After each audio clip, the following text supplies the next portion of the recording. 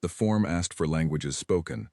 Mira counted in her head: German, Mandarin, Arabic, Yoruba, Dutch, French, Japanese, Portuguese, Russian, English, and typed one word into the box: English.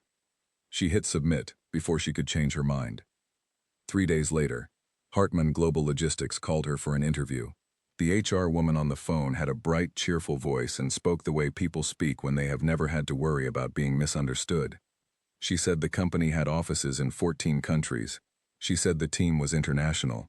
She said the work environment was, and she paused here with what sounded like pride, very English forward. Mira said that sounded perfect. It was not a lie. It was a choice. There is a difference, though most people who have never needed to make that choice would not understand it.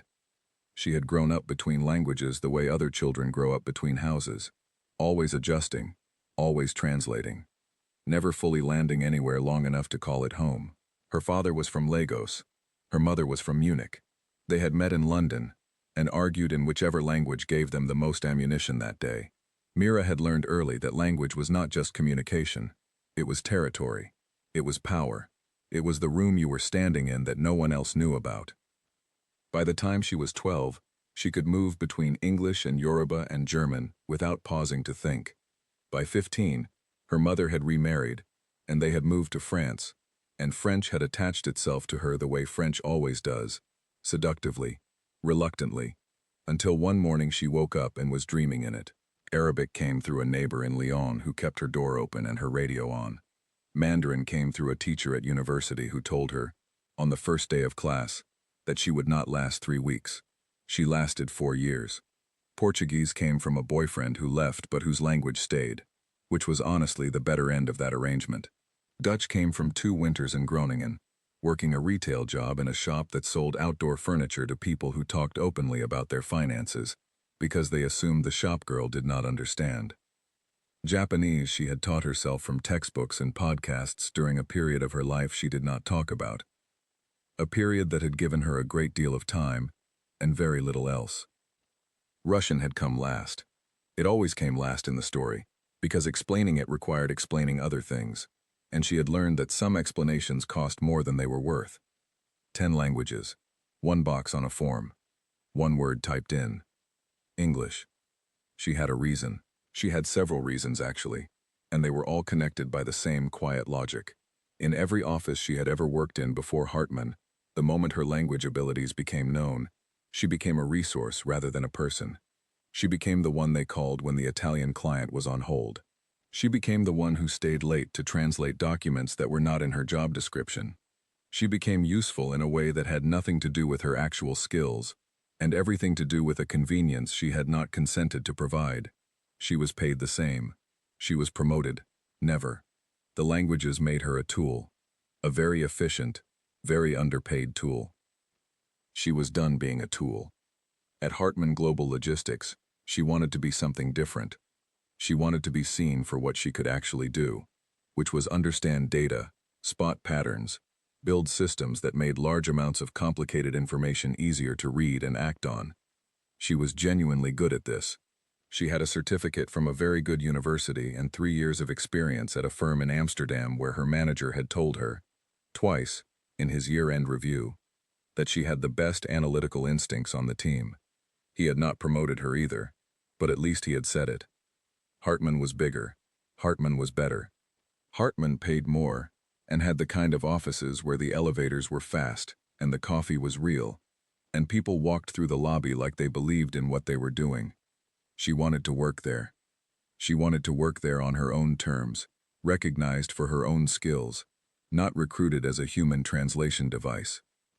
So she typed English, and she submitted the form, and 3 days later she got the call. The interview was on a Wednesday. She wore a gray blazer she had bought the previous winter, and had not worn since, because it was the kind of blazer that required a reason. The HR woman, her name was Claire, she was organized and warm, and had a coffee cup that said "World's Okayest Coworker" on it. Walked her through the role with the kind of enthusiasm that suggested she genuinely liked the company, which was either a good sign or a very well-executed act. Mira had learned to reserve judgment. The role was data coordinator, mid-level. The work was exactly what Mira was good at: pulling numbers from multiple sources, reconciling reports, flagging inconsistencies, building dashboards that made the senior leadership feel like they understood things. The pay was better than her last position, by a margin that made her press her lips together and breathe carefully through her nose when she saw it on the offer letter, because she did not want to seem surprised, even though she was. A little, in a good way. She signed the offer letter on a Thursday. She started on a Monday. The office was on the 7th floor of a building near the financial district. Glass walls everywhere, the kind of transparency that sounds like openness and functions like observation. Her desk was in a row of 4 desks, near a window that looked out at the back of another building, but if she turned her chair slightly and leaned left, she could see a sliver of the street below and the top of a tree that was currently in the early stages of a cautious, uncertain spring.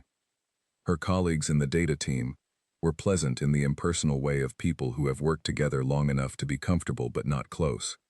There was Owen, who was tall and quiet and ate the same lunch every day and was very good at pivot tables. There was Lily, who was quick with a smile and quicker with an opinion, and who had worked at Hartman for 6 years and knew everything about everyone except, as she would demonstrate over the following months, what most of it actually meant. And there was Patrick, who was new like Mira but newer, and who had the look of someone who had recently graduated and was still slightly surprised to find himself in a real office with a real salary and real consequences. They welcomed her. They showed her the coffee machine and the printer that jammed on the left side, and the bathroom that was worth using on the 4th floor rather than the 7th. They were kind. She liked them. She kept a careful, friendly distance. In her first week, she did exactly her job. Nothing more, nothing less. She processed the data sets that came to her desk. She built the reports she was asked to build. She attended the team meetings and said the things that were appropriate to say, and did not say the things that were not. She was professional in a way that people often mistake for reserved, and she was reserved in a way that people often mistake for not paying attention. She was paying attention to everything. The senior leadership team worked on the 8th floor. She saw them in the elevator, in the lobby, occasionally cutting through the 7th floor on the way somewhere more important. There was Dieter Brandt, the CFO, who had silver hair and a way of looking at people that suggested he was perpetually calculating something. There was Kohler, the operations chief, who was louder and less careful and laughed at his own observations before he had finished making them. There were 2 others, whose names she learned from Lily, and whose faces she catalogued without comment. And there was Klaus Hartmann. He was the kind of person who did not need to be loud to be noticed. He walked through spaces as if he had decided in advance where everything would be, and everything had agreed. He was not unfriendly. He was simply contained. He spoke in meetings, she would later learn, with the precision of someone who had spent decades watching the gap between what people said and what they meant, and had grown very efficient about living in that gap. She saw him twice in her first week. Each time he was moving with purpose. Each time she looked at her screen before he passed. She had a rule she had built across many years, and several difficult situations. The rule was simple. Be so good at the visible work that no one thinks to look for the invisible skills. Be the best data coordinator they have ever hired. Be reliable and precise and quietly indispensable. And then, when the moment arrives, because the moment always arrives, in every office, in every building, in every story that is worth telling, be ready. She did not know yet what the moment at Hartman would look like. She filed the question in the same drawer where she kept the 10 languages and the 1 word she had typed on the form. She went back to column G. The tree outside the sliver of window put out 3 new leaves by the end of the week. She noticed them on Friday afternoon, on her way to a meeting that would run 14 minutes over, because Kohler liked the sound of his own conclusions. She sat in the meeting. She wrote down everything that was said. She understood, in the spaces between the English, what was not being said. She always did. She had been at Hartman for 11 weeks before she understood the full shape of what she had walked into. Not the company itself, that she had understood quickly. The systems were good, the data was clean by industry standards, the work was manageable, and occasionally genuinely interesting. What took 11 weeks to understand was the invisible architecture of the place. The structure beneath the structure. the language beneath the language. It worked like this. The senior leadership, Brandt, Kohler, and their immediate circle, were all German. Not just German-born, but German in the particular way that becomes a closed door when it wants to. They were polite in English when politeness served them, thorough in English when thoroughness was on display, and then they were something else entirely in German. In the spaces between the official moments, in the hallways and the pauses and the edges of meetings, where English was technically still the room's language, but German was the conversation actually happening. It was not a conspiracy. Mira had been in enough offices to know the difference between people being deliberately exclusionary and people simply being comfortable. They were comfortable. They had worked together for years. German was where they were at home, so German was where the real thinking happened. The doubts, the jokes, the sharp assessments that never made it into any official record. And Mira, as far as they were aware, was not in those conversations. She was the English-only data coordinator who processed their reports and built their dashboards and sat very quietly in the corner of rooms that mattered. This was, she had long since concluded, a very useful thing to be. The first time she understood what the dynamic could offer her was in a strategy meeting in week 5. It was a large room, glass-walled like everything else, with a projector screen that flickered slightly on the left edge, and a water carafe that was always empty by the time it reached her end of the table. She was there to present a data summary, a 10-minute slot, her first official presentation to a room that included Brandt and Kohler, and 2 other senior members she had by then identified by name and habit. She presented. She was clear and organized, and answered the questions she was asked. She sat back down. Then Kohler leaned sideways to Brandt and, in German, said something that translated, roughly, to, "Not bad for a coordinator," though I am surprised she managed the trend analysis without getting confused. It was not said with cruelty. It was said the way you say something about a piece of furniture that has performed better than expected, appreciative but condescending in the particular way of people who believe they are being generous. Mira looked at her notepad. She wrote down a number she did not need to write down. Brandt replied, also in German, "The analysis was actually quite good, better than the last 2. Though I still wonder if she is doing it herself or using a template someone set up for her." Mira added a second number beneath the first, also unnecessary, entirely deliberate. The meeting continued. On her way out, Lily fell into step beside her and said, "You did great in there." Brandt actually looked impressed, which almost never happens. Mira said thank you. She did not mention what Brandt had said to Kohler immediately afterward. She filed it in the same drawer as everything else, and went back to her desk, and kept doing excellent work with the cheerful discipline of someone who knows exactly what she is building toward, even if the destination is not yet visible. By week 8, she had a clear map of the patterns. The German conversations followed a logic. Easy business was done in English. Complicated business was started in English and finished in German. Anything that revealed doubt, or revised a previous position, or involved numbers that were being discussed before they were official, happened in German. And Mira, in her corner, at her desk, in the back row of every meeting, was listening to all of it with the patience of someone who has understood, from a very young age, that silence is not the absence of activity. There was one particular pattern she had noted and catalogued with growing attention: the Amsterdam deal. She had first heard it mentioned in week 7, a number dropped in German between Kohler and one of the other senior members in the elevator. A brief exchange about the timeline and something about the other party's willingness to move. She had not been able to hear the full context. She was behind them in the elevator, looking at her phone, and the doors closed before the sentence finished. But she remembered the number. She remembered the word for willingness. She wrote both down when she got to her desk, and cross-referenced them against the reports she had access to as part of her role. The Amsterdam deal was big. She could tell that much from the data she was legitimately processing. 11-figure territory, European partners, a timeline that was compressing. She did not have full visibility. That was above her access level. But she had enough to know that whatever was happening in Amsterdam was the most significant thing currently running through Hartmann's pipeline. She paid more attention. In week 9, During a meeting she was attending only to update the shared project tracking dashboard, Brandt and Köhler had a longer conversation in German, while the English portion of the meeting was technically still in progress. Not loud. They were not careless people, but not quiet enough, because they were accustomed to being in a room where no one else tracked what they were saying. Mira heard it clearly. Brandt said, in German. The Dutch partner firm sent their revised position buried in the footnotes. He said this in the tone of someone who found it amusing. He said, I have asked for a translation, but the agency is slow. He said, we will address it at the full meeting next week. Köhler said, also in German, does it change anything significant? Brandt said he did not think so. He said it looked like a minor adjustment. He said the number was probably close to what they had already anticipated. Mira was looking at her laptop screen. She typed a word into the dashboard.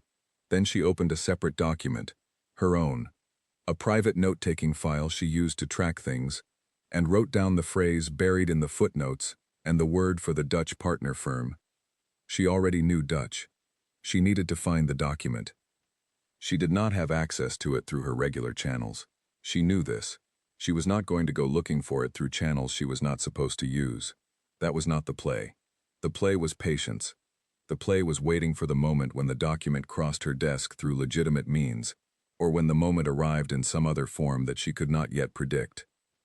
It arrived 10 days later, in a form she could not have predicted. The deal coordinator on the Amsterdam file, a man named George, who sat on the 8th floor and whose desk she had passed twice without ever speaking to, sent a batch of supporting documents to the data team for archiving purposes. Standard process. Routine. The files landed in the shared folder the data team managed and were technically Mira's to process that week, because Owen was out sick and Lily was managing a separate deadline. She opened the folder. There were 17 documents. She processed the first 14 without anything shifting.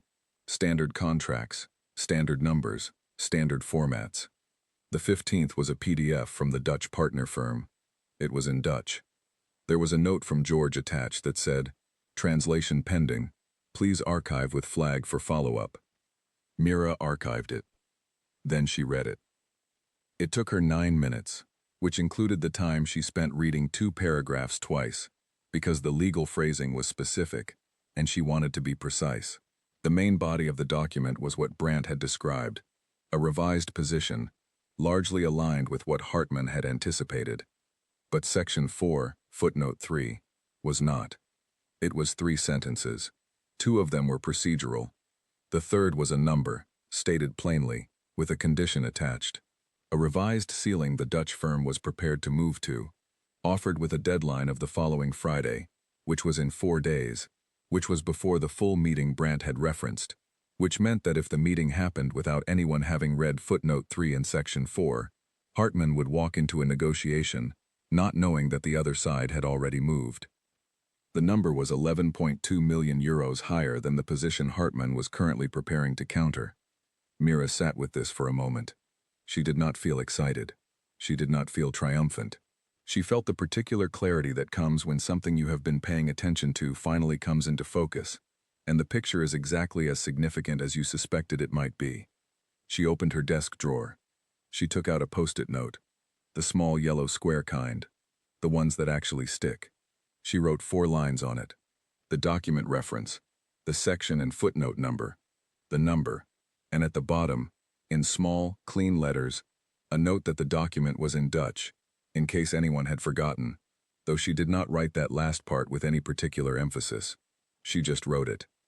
She held the post-it. She thought about what she was about to do. Not the action itself. That was obvious and correct.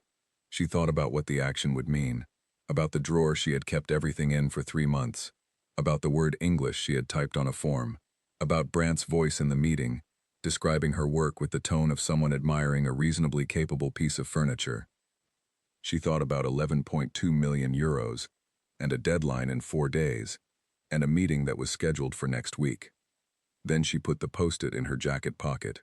She went back to archiving the documents. She finished her work.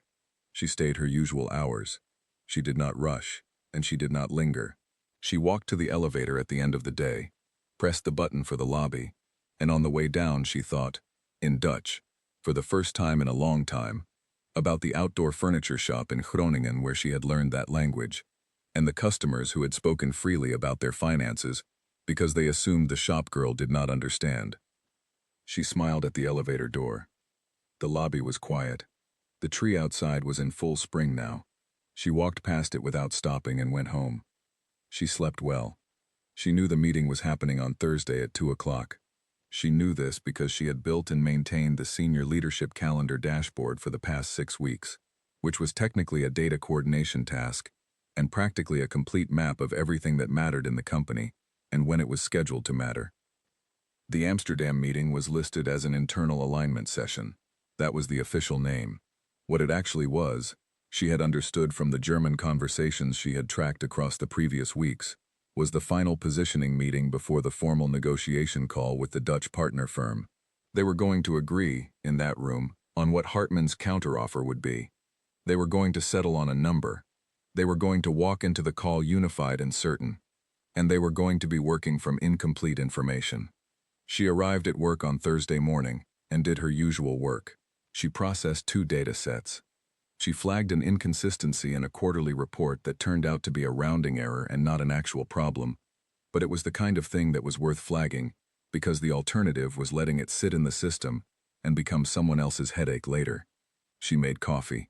She talked to Patrick about a project he was nervous about and told him the data was cleaner than he thought, and the methodology was sound, which was true, and which visibly settled something behind his eyes. She was good at her job. She was doing her job. She was going to keep doing her job while also doing, when the moment required it, the thing that her job did not officially require. She reached into her jacket pocket at 5 minutes to 2. The post-it was still there.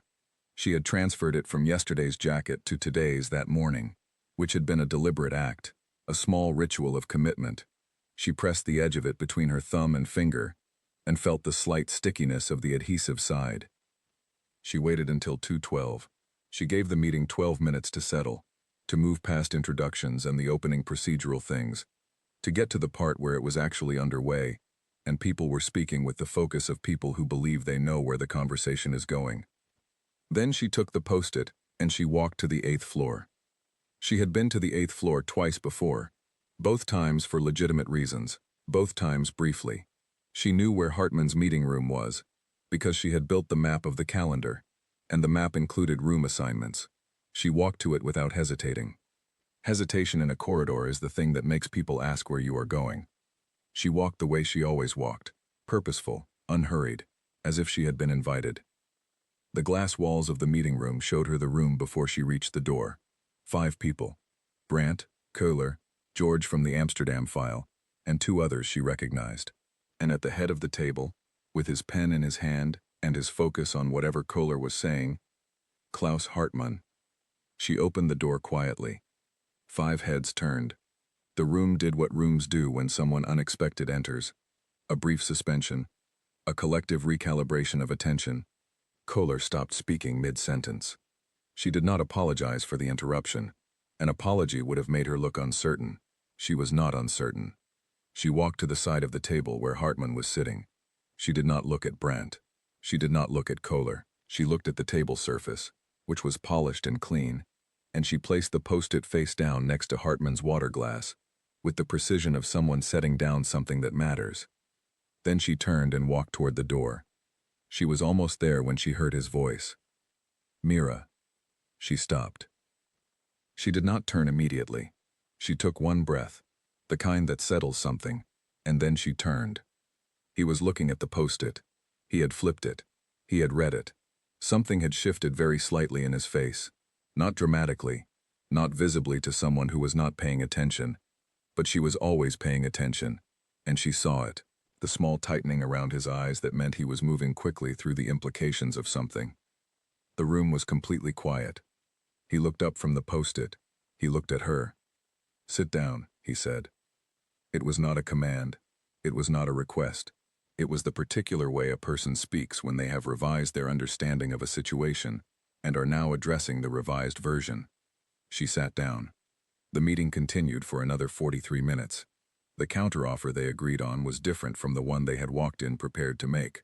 George was sent, before the meeting ended, to retrieve the full Dutch document, which was processed and shared among the team with the quiet urgency of people who have just understood that they nearly missed something significant. No one asked Mira, during the meeting, how she had known what was in the document. No one asked her during the meeting anything at all. She was present. She answered when addressed. She contributed one further clarification, near the end, about the timeline in the footnote and what the Friday deadline meant in practical terms. Brandt looked at her once, during this clarification, with an expression she could not immediately classify. It was not unfriendly. It was the look of someone performing a quiet, rapid reassessment. It had the texture of a door swinging open that had previously appeared to be a wall. When the meeting ended, and the others gathered their papers and their conversations and moved toward the door, Hartman remained at the table. And so did Mira. The room felt different when it was just the two of them in it. Not smaller.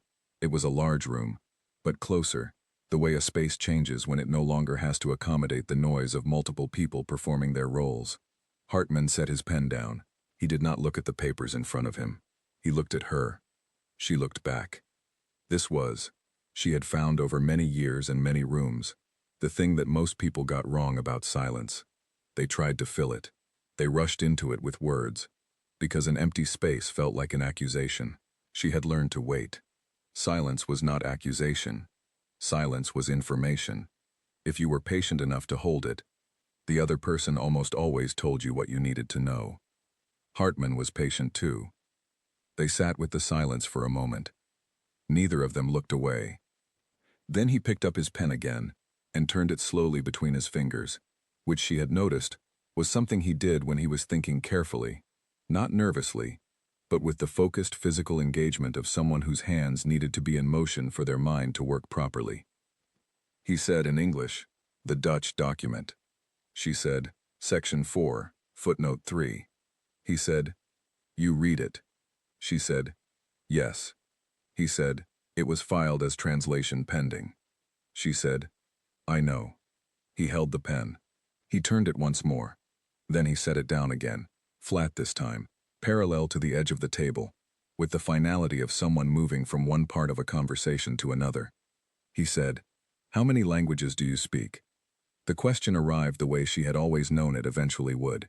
Not with drama, not with accusation, just as a question, direct and undecorated, from a man who had spent enough years in the gap between what people said and what they meant, that he no longer had any interest in approaching things indirectly. She had thought about this moment, not with anxiety. She had moved through anxiety about this particular question sometime in her early 20s and had not returned to it, but with the precise, methodical preparation she applied to things that mattered. She had thought about what she would say, and how she would say it, and what the saying of it would cost, and what it would return. She had thought about the form, the box, the one word. She had thought about Brandt's voice in the meeting, the furniture tone, the good for a coordinator that had landed and been filed, and had not been forgotten because she did not forget things that told her something true about the room she was in. She had thought about 11.2 million euros, and a post-it note, and the particular look on Hartman's face when he had flipped it and read it, and understood, in the span of 4 seconds, that the document on his table had been read by someone who had not been supposed to be able to read it. And then she said 10. The word settled into the room, the way a stone settles into still water. Not with a splash, but with a clean, precise entry point, and then rings spreading outward from it that you could watch if you were paying attention. Hartman was paying attention. He did not say anything immediately. He looked at her with the expression of a man who is revising something more significant than a meeting strategy. She watched him move through it. He was thorough. He was also fast, which was the combination that made him who he was in the context of the company his name was on the door of. Then he said, in German, and he said it quietly, almost to himself, in the cadence of a thought that had arrived before he had made a conscious decision to say it aloud. Die Stillen sind immer die gefährlichsten. The quiet ones are always the most dangerous. She heard it. She let it land. She considered saying nothing, considered letting it sit there, adding it to the drawer, moving on. But she thought of Groningen. She thought of the outdoor furniture shop, and the customers who spoke freely, and the shop girl they assumed could not follow. She thought of every room she had stood in invisibly, Every meeting she had attended as furniture. Every time the word English on a form had made her less visible and therefore more present. She said, in German, without a pause and without any performance. Nur wenn man sie zwingt, still zu sein. Only when you force them to be quiet. The silence that followed this was different from the silence before it. The first silence had been two people taking the measure of a situation. This silence was something being acknowledged, something being named between two people who were both capable of naming it, in the same language, without anyone else in the room to watch. Hartman looked at her with an expression she had not seen on his face before. It was not surprise exactly. It was closer to recognition, the particular way a person looks when they have been looking at a shape for a long time, without understanding what it was, and then the light shifts, and the shape becomes clear, and they understand that the shape was there the whole time. He said, still in German, "How long have you spoken German?" She said, in German, "Since I was 7, my mother is from Munich." He said, "And you told HR you only spoke English." She said, "I told HR what I needed them to know." He held that for a moment. Then, slowly, he nodded, not in agreement with what she had done exactly, but in understanding of it. There is a difference. She had learned the difference early. He said, 10 languages. She said, 10.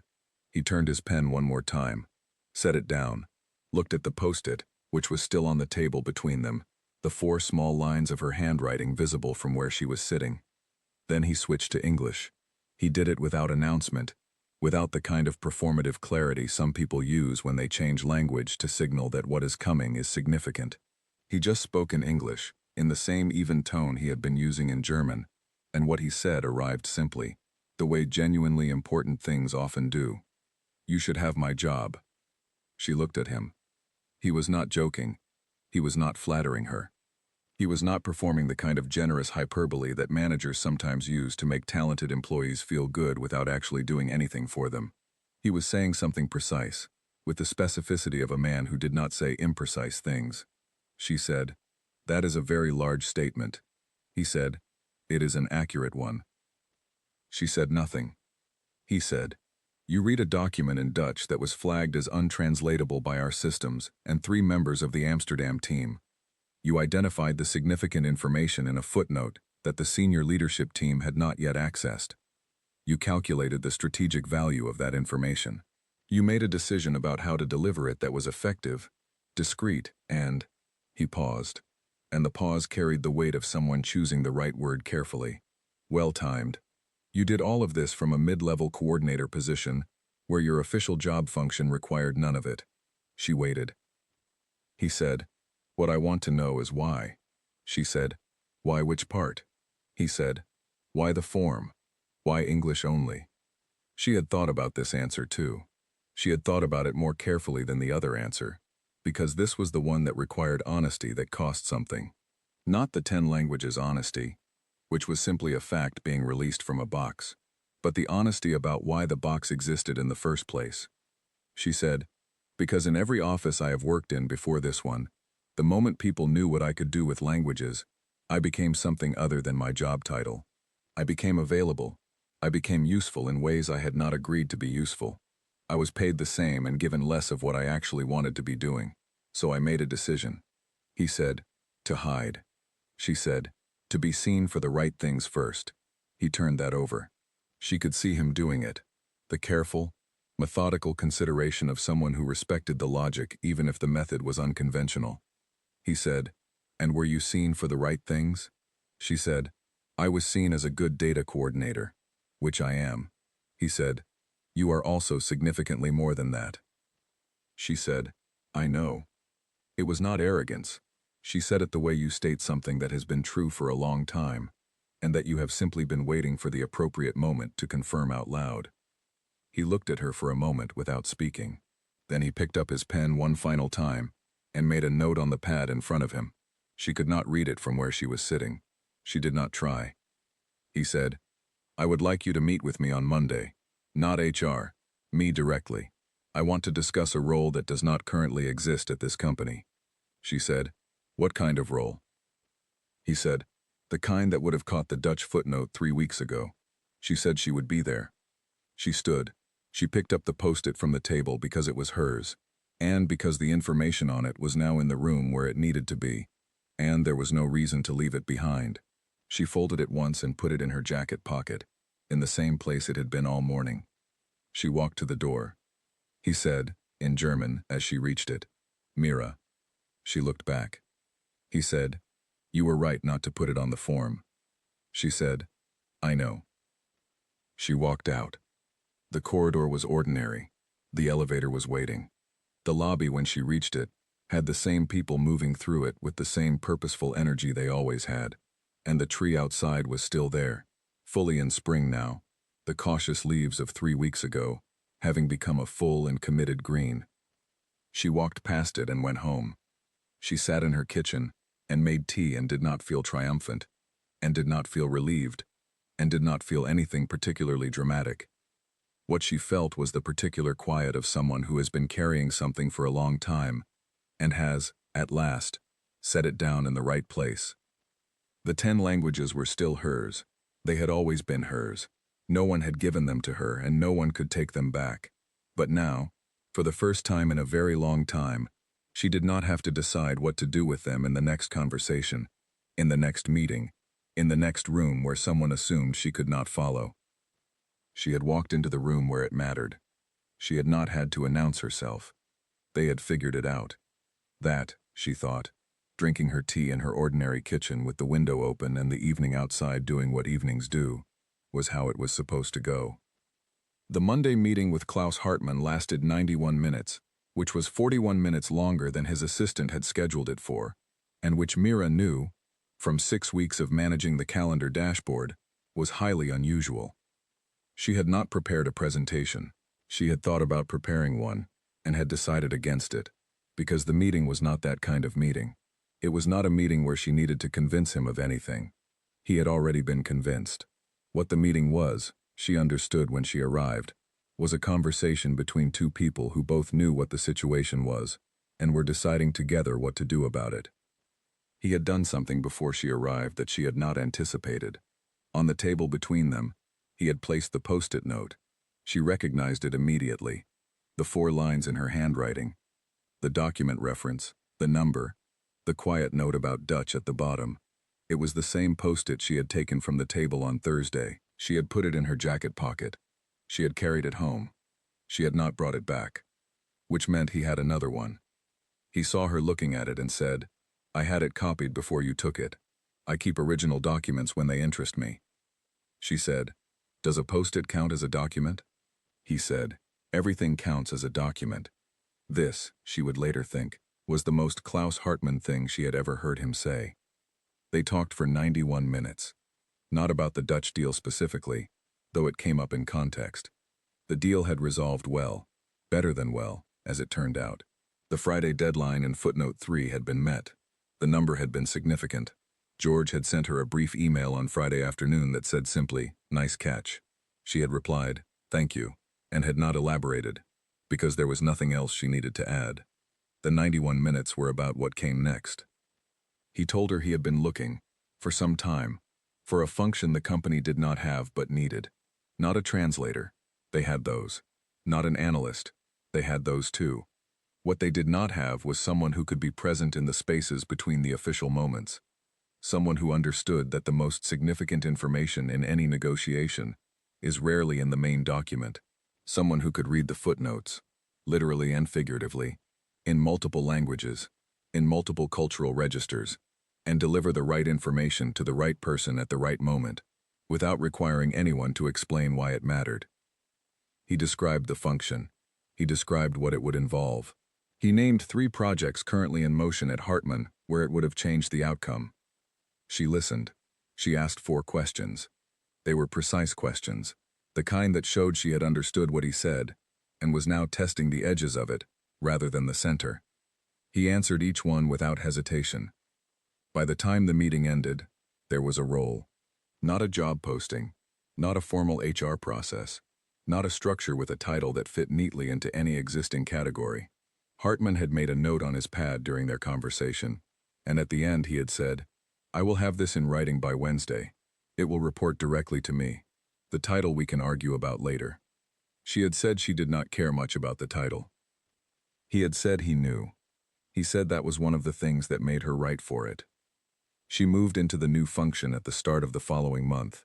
Her desk relocated to the 8th floor, which Owen and Lily and Patrick treated with the kind of visible, generous excitement that made her like them more than she already did. Owen said, "That is brilliant. I always knew you were wasted down here," Lily said, with her usual speed. "I am not surprised at all. I could tell from week 2. Patrick said nothing, but sent her a short email that said, "Well done, really," and she thought that was perhaps the most Patrick thing she had ever seen. She kept the calendar dashboard. Not because it was in her job description. The new function did not have a formal job description yet, which suited her fine, but because she had built it, and she understood it, and it remained a very effective map of everything that mattered at Hartman and when it was scheduled to matter.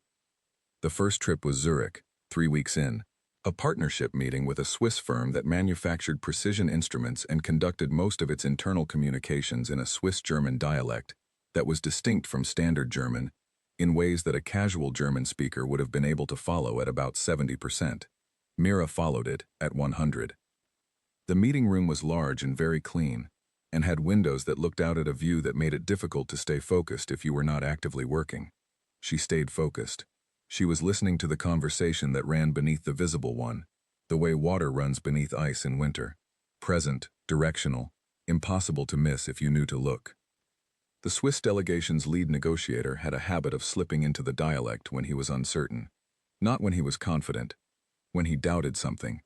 His standard German was clear and controlled and formal. But when something made him hesitate, the dialect came, and in the dialect were the doubts he was not putting into the official record. Mira noted them. At the break, she found Hartman by the coffee station and told him 2 things. She told them quietly, in German, while people around them moved through the ordinary social choreography of a break between meetings. He listened with his coffee cup in his hand, and his eyes on the middle distance, the way a person listens when they are filing information very quickly. He said, "You are certain?" She said, "About the timeline, yes. About the valuation, almost." He said, "Almost is enough." The second half of the meeting went differently from the first. Dubai was June. She had 2 days' notice, and a briefing document that was thorough, but which missed, she noted on the flight, 3 contextual elements that would have been obvious to someone with working knowledge of the region's current business culture. She made her own notes in the margin. By the time she landed, she had a clear picture of what the Dubai meeting was, and what it needed from her. The meeting was conducted in English, as most Dubai business meetings were, but the preparation conversations that happened in the waiting area before the room was officially opened, and the conversation between 2 members of the other party during a brief recess, and the phone call that one of them took in the corridor and did not know she could hear, those were not in English. She heard all of them. She delivered one piece of information to Hartman after the recess that changed the shape of the afternoon. On the flight home, he asked her how she had learned Arabic. She told him about the neighbor in Lyon, the door that was always open, the radio that was always on. He said, "You have an unusual biography." She said, "I have a useful one." He was quiet for a moment. Then he said, "I owe you an apology." She looked at him.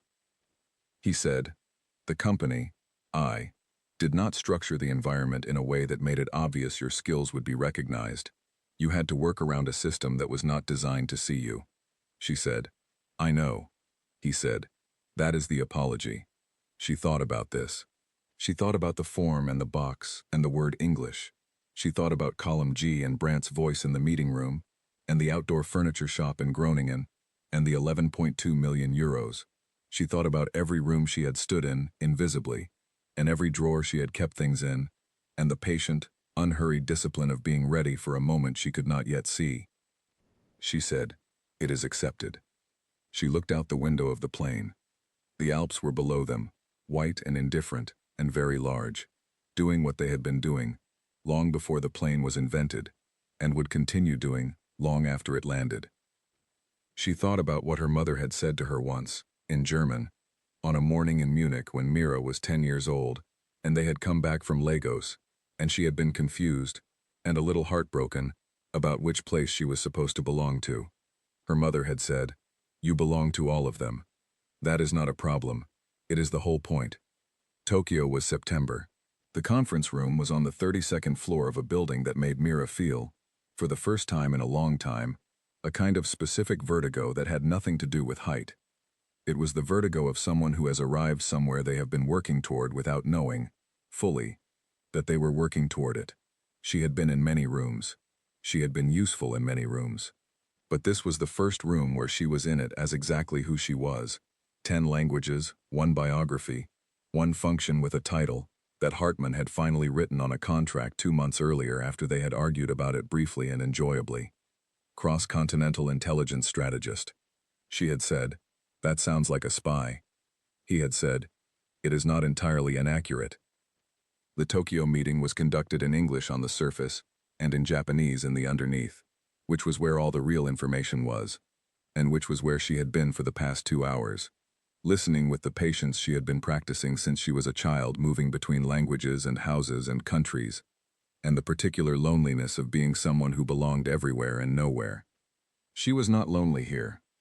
During the break, she walked to the window and looked out at Tokyo beneath her, sprawling and exact and unreadable to most people, legible to her in several layers at once. Her phone was in her pocket.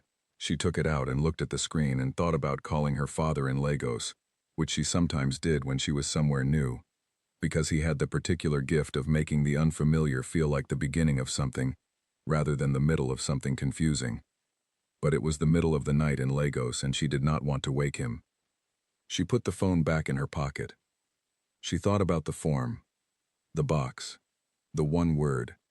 She thought about all the rooms she had stood in, that no one else knew she was standing in. She looked at Tokyo. The meeting resumed. She walked back to her seat.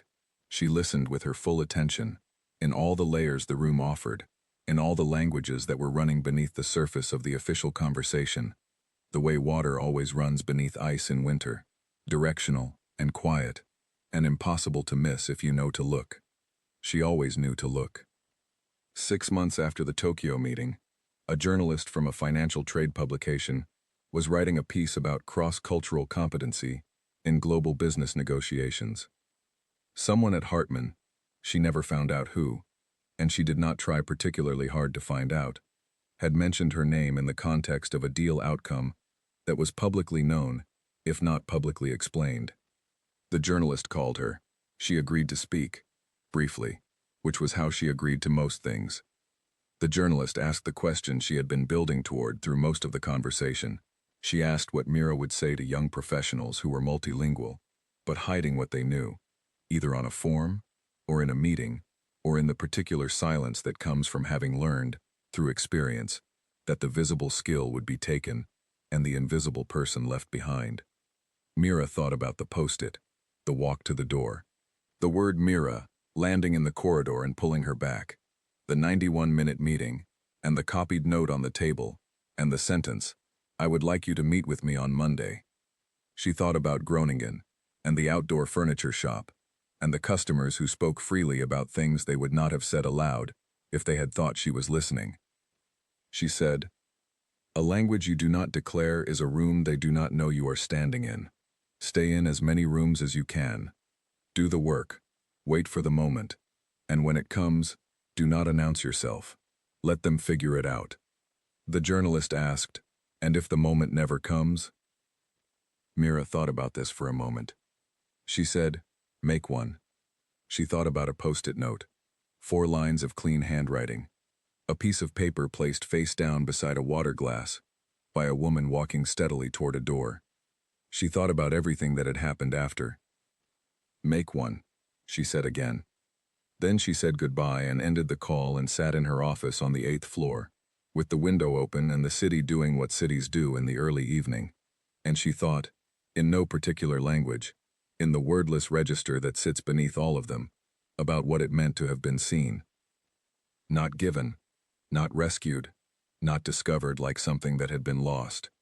Seen, as if she had always been there, as if she had always been right in front of them, as if the only thing that had ever needed to change was the light.